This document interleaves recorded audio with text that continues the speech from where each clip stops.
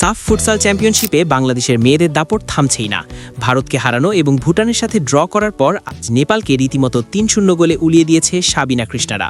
থাইল্যান্ডের ব্যাংককে অনুষ্ঠিত এই ম্যাচে শুরু থেকেই অ্যাটাকিং মোডে ছিল বাংলাদেশ, যদিও প্রথম গোল পেতে কিছুটা অপেক্ষা করতে হয়েছে।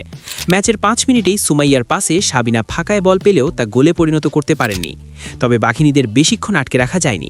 ম্যাচের ১৩ মিনিটে কৃষ্ণা রানীর পাসে ক্যাপ্টেন সাবিনা খাতুন নেপালি গোলকিপারকে কাটিয়ে অসাধারণ ফিনিশিংয়ে দলকে ১-০তে এগিয়ে নেন।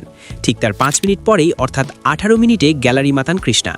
ডিফেন্ডারকে ডজ দিয়ে বক্সের বাইরে থেকে নেওয়া তার জোরালো শট নেপালের জালে জড়ালে ব্যবধান হয় ২-০। ওদিকে নেপালও কিন্তু ম্যাচে ফেরার চেষ্টা কম করেনি।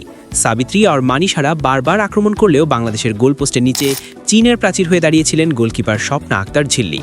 তার দুর্দান্ত সেভগুলোই নেপালকে হতাশ করে।